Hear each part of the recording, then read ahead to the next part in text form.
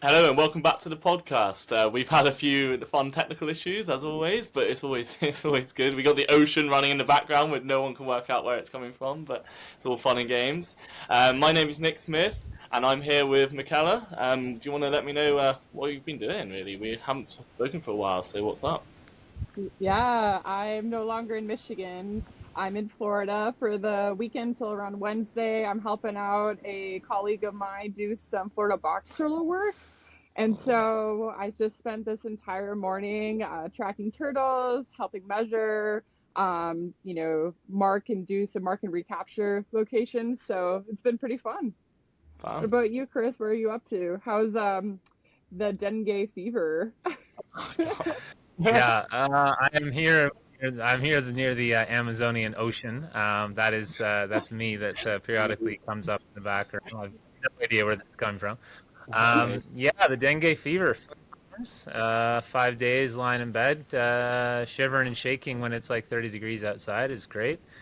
I am back to like 80%, so I'm managing to get through this with you guys somehow. And yeah, loving life, living the dream. Yeah, That's what awesome. we like to hear. Where are you, I'm Nick? glad. Yeah, it looks like you're in a cave somewhere, or maybe in your mom's basement, Nick. Where are you right now?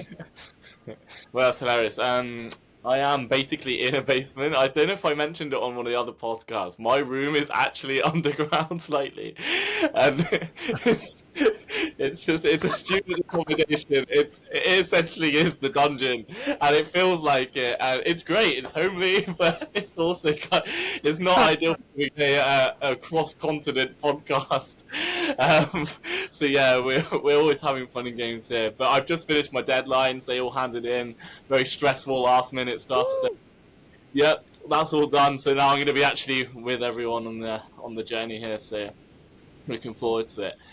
But yeah, so we've got some interesting content today. We have some great guests on, and it's not in the it's in the sort of style that we did our first episode with Chris. And I just want to hand it over to you to explain a little bit more about sort of what's going to happen, really. Yeah, thanks, Nick. Well, I mean, like we've discussed, whenever we get a chance to have a really interesting guest or guests, as it is today, and kind of do it out in the field, we like to do that. So this one is probably one of the more interesting backdrops for an interview. We'll leave it till it Yeah. starts. But yeah, it's with my two really good friends, Fabian and Lukas, and I'm not saying their last names because they're German and Austrian, and I butcher it, so I just don't say their names. But yeah, me and Fabian and Lukas had the chance to go on a pretty interesting expedition, actually back in August. And when we recorded this interview, we didn't actually know that we were going to be lucky enough to have Michaela joining us. So this was pre-Turtle Queen. So yeah, there's just a reference to Nick's interview. No offense, Michaela. But That's yeah, funny. but yeah, no, it was a really interesting few days with them in this expedition, and I think it's a really awesome interview. So I'm excited for everybody to get a chance to hear it finally. I think it was about Me 2 weeks after I left, which was quite obviously Yeah, was. But I yeah, would say it was about that. Yeah, it looked great. yeah. Yeah, No, we're all looking forward to awesome. it. Excuse the loud background. Oh shit. There's just people chatting and talking as we're recording a podcast. It's wonderful. That's just it's just the joys of field work. I love it. Dengue, people in the background. It's awesome. It's all good. This is like another version of Jasper. It's not Jasper, but it's like Jasper Part 2. It's awesome. No, it's not iconic, Jasper. iconic. No. All right. Well, before we get more interruptions, I guess we should hit this video and get to it, I guess. Yeah, Yeah, we're gonna sounds leave good. Let's watch the it. video running, and we're looking forward to seeing it. And we'll come back for a little outro. All right. Well, I'm here with Fabian and Lukas. I'm not going to say your last names because I'll completely butcher them. So there's no chance. My Spanish, my Spanish is definitely not good enough for yet, but my German is even worse. So I'm not even going to try to say your last names. Yeah, well, welcome to Field Stories. You're actually our first official guest because in the first episode, me and Nick just bored everyone with our stories. So yeah, so there we go. So the way this works, guys, I mentioned to you a little bit before, is we usually just ask you to introduce a bit about yourselves and what you guys are doing. You can talk about project, or you can talk a bit about why we're floating in a river right now, maybe. But I want to save most of those stories for later. But yeah, just a little bit about yourselves and a little bit what you're doing, and then after that, we can get to your stories. So I don't know if you want to lead off, Fabian. Go for it. Sweet. fuck. Language. It's okay. We're being recorded. It's a blue show. It's good. Yeah. So my name is Fabian Muhlberger. I'm a. I was never going to get that right. No way. Conservation biologist and wildlife photographer who's been working, well, mostly in tropical ecology and visiting this area a lot. So I've known Chris for 5 years now. And currently I'm here on another project, which I'm doing with Lukas, called Wildlings, which is our new Crossover YouTube show. And we're here to film the first episodes. Lukas? You wanna? Thank you. Yeah, my name is Lukas Durnegger. And thank you for letting me say that. You're welcome. Thank you for saying it. 28 years old from Austria. Single. Oh, yeah. Currently. Yeah. Thank you. 28 years old from Austria, working for Wilderness International, now having our new project, Wildlings, taking off. This is the first expedition we're doing together, or the second one. We had one in Slovenia as well, which was no expedition. Yeah. I'm usually find me skiing in mountains and sometimes drinking coffee in the Amazon. So it's really a wide range of activities. I'm a professional filmmaker and photographer and work basically all over the globe. And now I'm happy to be here in your podcast. Thanks, guys. Before we get to your stories, you guys want to give us a little more of a background about what the idea is behind Wildlings and a bit more about that? I mean, you're going to have a lot more viewers than we are on this little podcast, but hey, cross promotion never hurts anybody. So, yeah, who wants to go for that? Who wants to explain that? You want to go for it? There you go. A little more about it. Yeah, so the idea behind Wildlings is just to combine Lukas's filmmaking skills and drive for adventure and motivation with my passion for wildlife. And make documentaries that not only focus on like, oh, look, there's a frog. That's nice. The frog is cool because it does this and that. No, but like to show you the whole process of expedition life, going to places, meeting experts in the field like Chris, and just talk about conservation, like make it into like whole stories, not just like there's an animal, but tell you the whole conservation story, give you facts about natural history and that sort of stuff. But the channel will be in German with English subtitles. There you go. Thank God for that auto subtitling. Or are you going to actually do the subtitling yourself?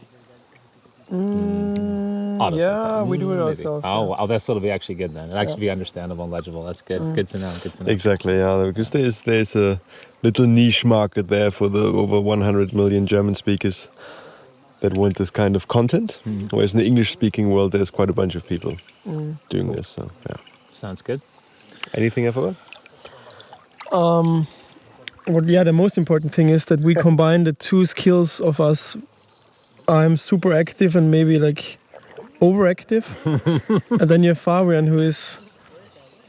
Yeah. No, he's more relaxed. I don't want to say lazy sometimes. No. He's more relaxed. But like for lazy good peak efficiency. Yeah. Calm under pressure. German efficiency. That's Fabian. That's a good example. Like one morning here in the Amazon, I was like, let's go at 5 a.m. I was like, I want to have my coffee, and it took us like 2 hours to get started. At the moment we left, there were like monkeys all around the place, and we got the like super nice footage. And he was like, "Yeah, you see." Take your time. So I learned that from him. So we are learning from each other, actually. Yeah. Awesome, guys. Yeah. So I won't reveal too much about what we're doing here and where we are, because that's kind of going to be on their show that I'm lucky enough to be a part of. But I guess we can move into the stories that you guys want to share from the field.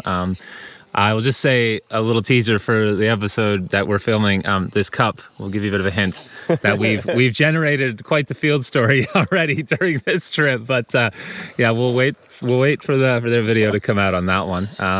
But yeah, I mean, both of you probably have pretty cool stories, pretty funny or interesting stories. Maybe a little different, more from the biology side, maybe more from the outdoor adventure side, which we'd like to hear as well. So I know you teased me something about mystery poo, and a mystery substance somewhere else maybe. So feel free to expand on that, man. Just hit us with your field story. I feel like especially for non-biologists out there, they don't realize how much literal shit talking there is on expeditions. Like where to poop, how to poop, and the consistency of your poop is a constant topic when you're in the field. Legit. It's a thing. Yeah, so it was my first expedition to Amazonia in 2010 to Ecuador. Okay. And with a small group of people, I was doing internship, like you have your interns. But the difference was like we all arrived at the same time and stayed for the same amount of time. So we were there for 5 weeks in the field. And on one of the last days, suddenly in like our little camp, there was a huge pile of shit in the middle of camp. And we're like, well, where did that come from? And clearly human, right? Clearly human. Clearly okay, human. No question. Yeah. Not And, a jaguar broke like, into the dump. No. Nobody broke down and admitted it. Nobody laughed. And we're like, what the hell? So we got the whiteboard out, put all the names up, and then went through every single name, possible motivations, and no one cracked. Nobody. It's like, I would just blush and like burst out laughing, but like nobody cracked. So another running theory was this small local community that was not too far away from research camp. So like maybe one of the teenagers from the local community did it on a dare, like, well, no idea. Like it never.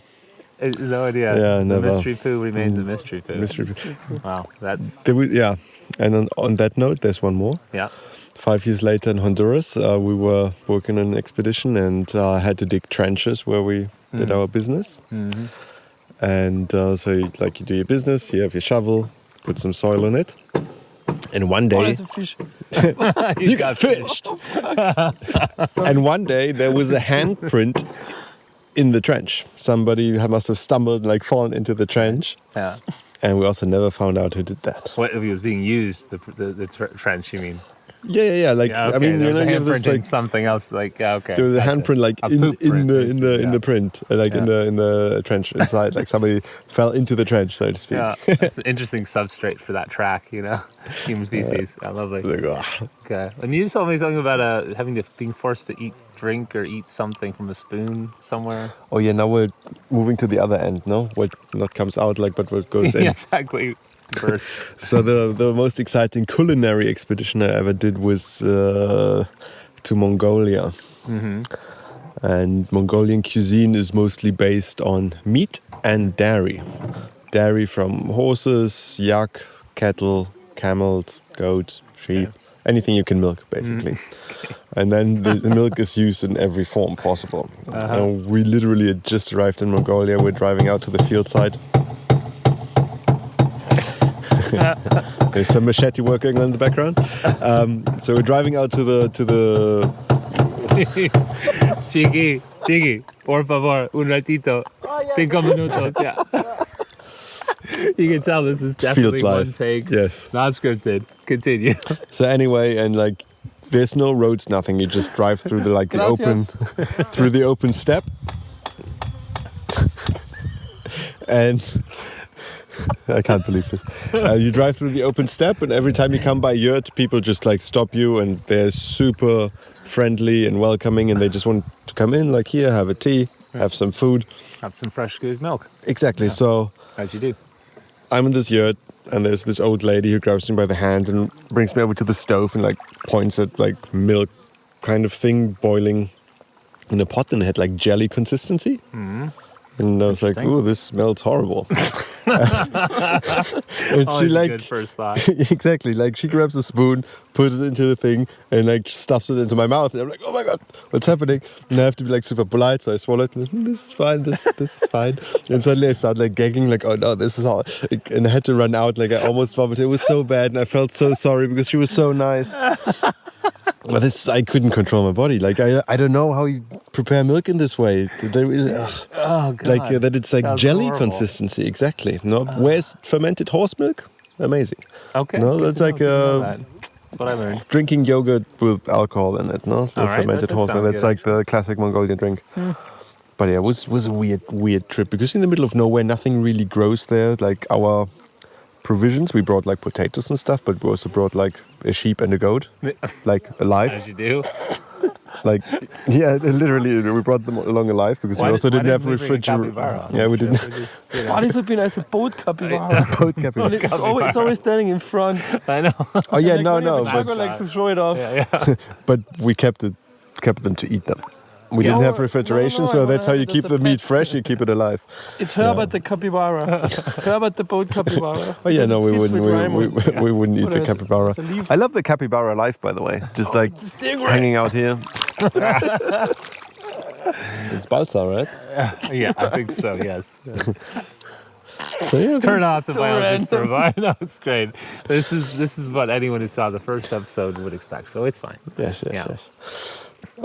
Yeah, that's It's a good story about fermented or non-fermented milk gel in your mouth in Mongolia. Yeah. Otherwise, like I loved Mongolia and I had Yeah. great experiences. Also great food, but also some of the worst food. Like Extreme. it's a land of It's extremes. kind of land of yes. extremes. Yeah. There you go. All right, hit us, Lucas. So I'm allowed to tell more stories or only one? No, you can tell whatever's good. Oh my Just- fucking if you God. got good content, you go, man. So as you started with poop, I will continue with poop. All right. Well, being here in a river in the middle of the Amazon, we had a little bit of a overheating problem with the camera, so it rudely interrupted Lucas's second story. So let's pass it off and continue with that. And we're going to pretend that we're all excited and have never heard this story before. Yes, go. So, like Fabian told you a story about Mongolia and food, Yeah. I have another story about Georgia and drinks. So yeah, we've done this expedition in Georgia, running through the Caucasus on the border. Where there's another fish. On the border between Russia and Georgia, with a good friend, like running the whole Caucasus region. It Yeah. was like 50 to 60K a day Yeah. of mountain running. And we had planned to stay with locals, like in the farmhouses, and we had no idea about where we exactly end up. Yeah. But they were super welcoming to us. And usually they invite us for dinner and like really good food. Yeah. But we didn't know about the culture. Yeah. Like the thing was, you got also usually invited for drinks as well. Yeah. And if you know me, I don't drink a lot. With one beer, I'm completely wasted. So it's sometimes really hard to keep up with wilderness. Yes. Yeah. Yeah. I can imagine. So I was not in training regarding drinking. Yeah. And yeah, so we were once at this farmhouse after a really long, really hot day crossing a mountain region, completely done. So sitting there, having dinner, there was a really nice dude with his son, preparing everything, and in the end, he invited me to drinks. And they have a really special local drink there, which is called cha-cha. It's like a really strong schnapps. Great name. Yeah, in plastic bottles. So basically, you have no clue what you're drinking, and they do it there. They produce it their own. Yeah. So there's no standards. Yeah. Maybe 60%. You have no idea. Yeah, you could use it for cleaning your car in the morning when your windshield is frozen. Usually, yeah. So I was sitting there with him, and the tradition is that women have to leave the table. So Kira, my friend, had to leave, Yeah. and I was sitting here alone with him. She probably could have taken more alcohol than you. Yeah, 100%, yeah. She's Australian. So. 100%, yeah. Yeah. So sitting there, drinking with him, and he saw it as a competition to show who's boss. Yeah. Yeah, it ended up me being completely wasted after like an hour, Yeah.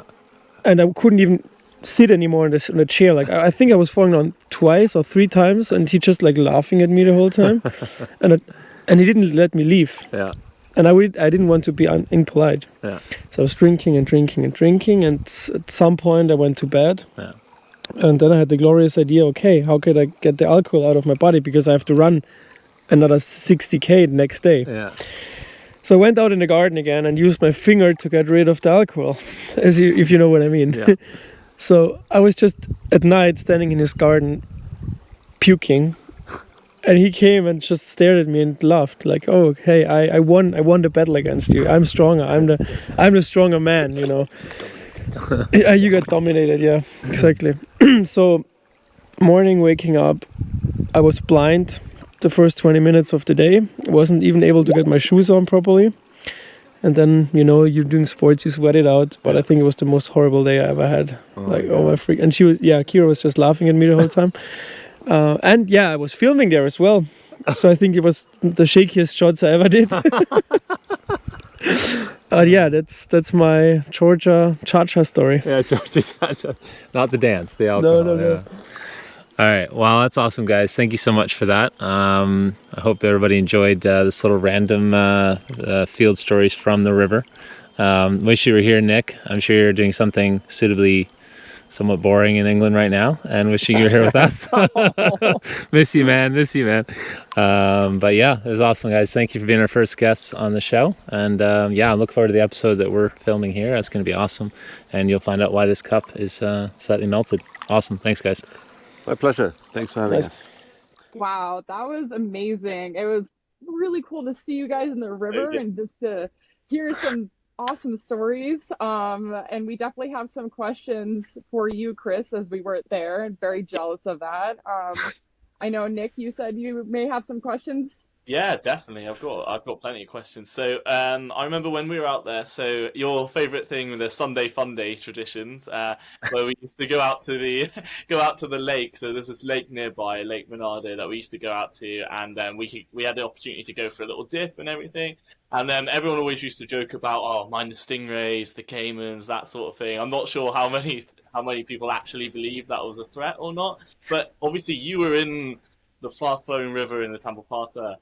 What are the actual implications or threats that were there, really? I think people would like to know at home.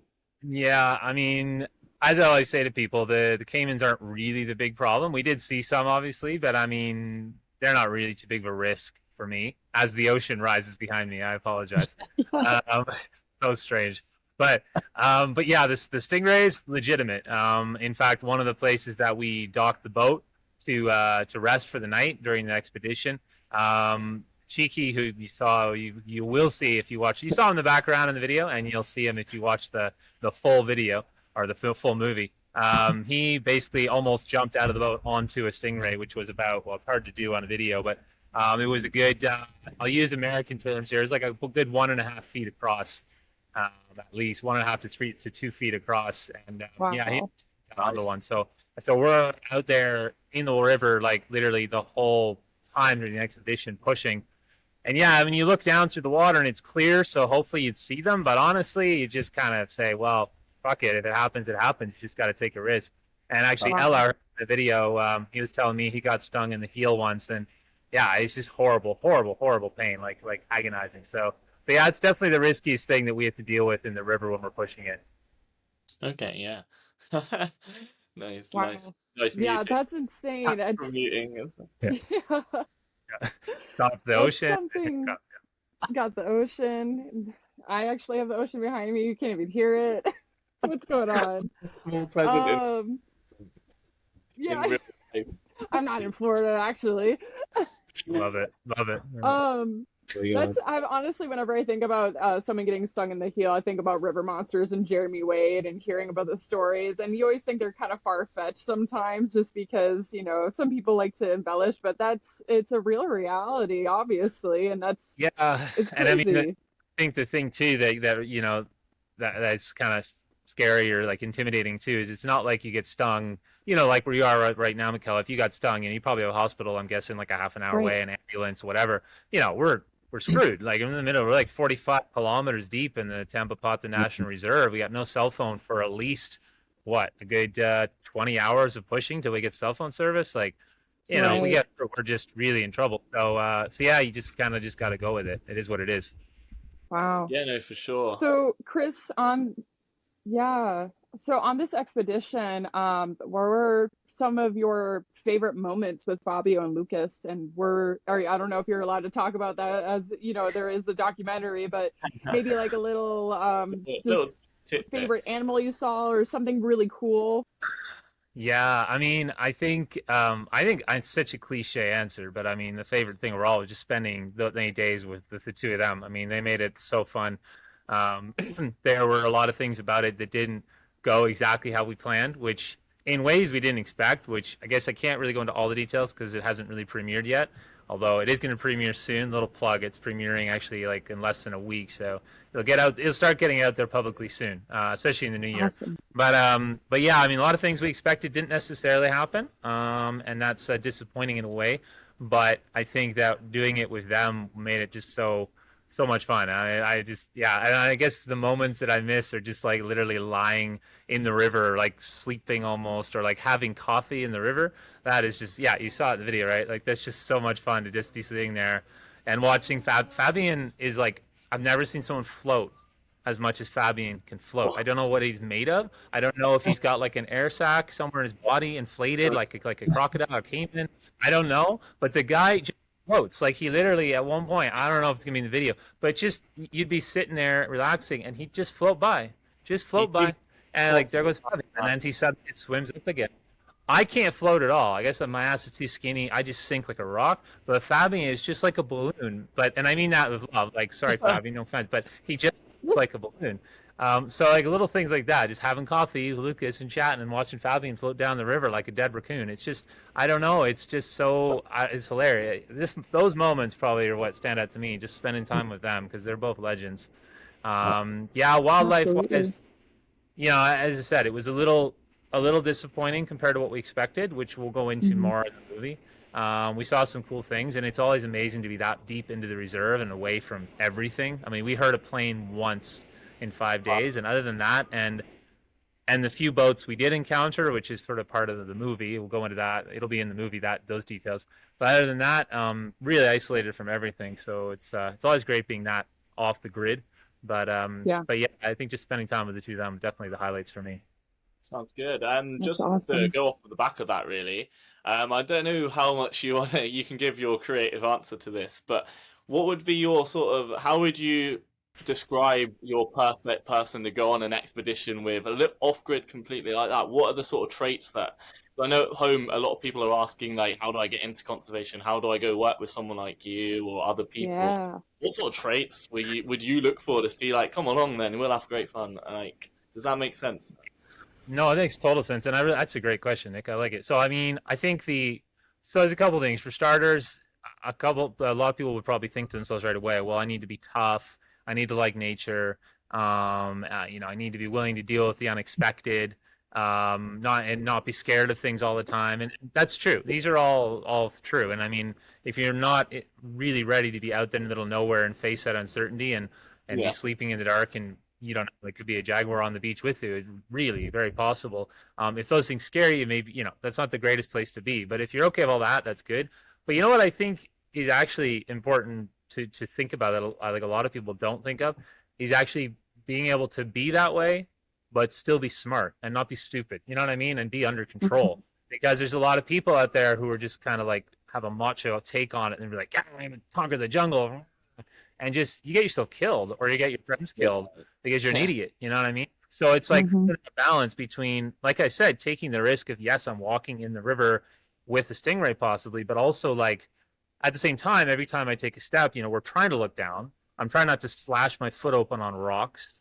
I'm not running off into the jungle in the dark because it's stupid. We're trying to be smart while we know we're taking risks. So taking controlled risks, and I think anyone who's done any survivalism, any that type of thing would tell you that, yeah, it sounds really dumb, but you minimize risks every single step of the way.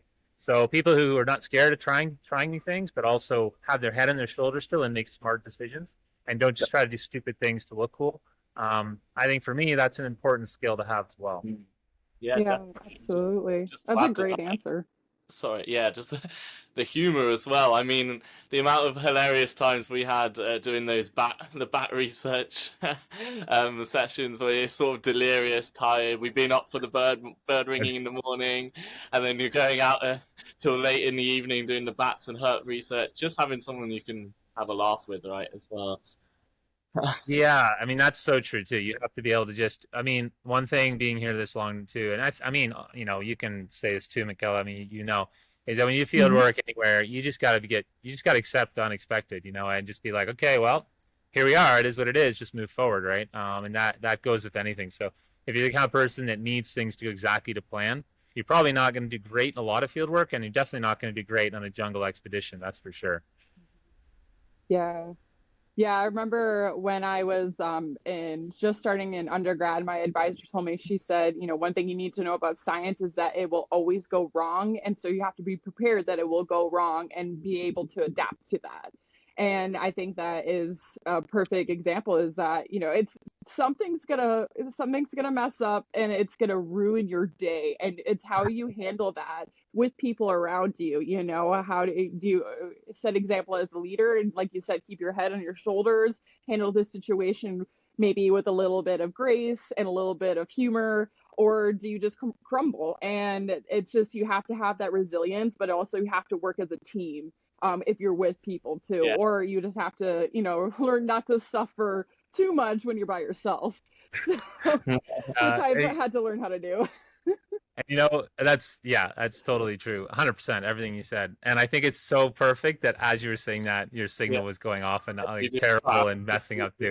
It was so perfect. It was like, here's a digital example of what Michaela's saying. Everything Good. this whole actual intro and outro to this episode is actually basically field work in a digital version. It's great. It's just it's a new challenge. Being planned well. We put our time. Everything just goes to crap because technology hates us. Wow, we responded well. That's the main thing. Make it work, baby. I love it. I think probably a good place to sort of sign off from here. I think, unless anyone has any closing statements, I think you've definitely answered that well. Michaela's not even in the building. So. Oh no, really? Oh, this is a bummer. You're still here in spirit. Goodbye, world. Yeah, it's okay. We can hear you. It's fine. Yeah, I mean, I should probably sign off for the ocean washes me away. The tsunami that's coming, that I can hear building for no reason. Probably sign off before that hits me. Yeah. They still have no idea what you mean by that. No. Imagine if everybody listening can't hear it, and it's just us. That would be perfect. It would actually be actually insane. They'll just know how insane you are from the dengue fever. It's like, oh, Chris is just losing it, Maybe it isn't even happening. Maybe I'm still lying in bed in a fever dream. It could be. I mean, a fever dream. It has been.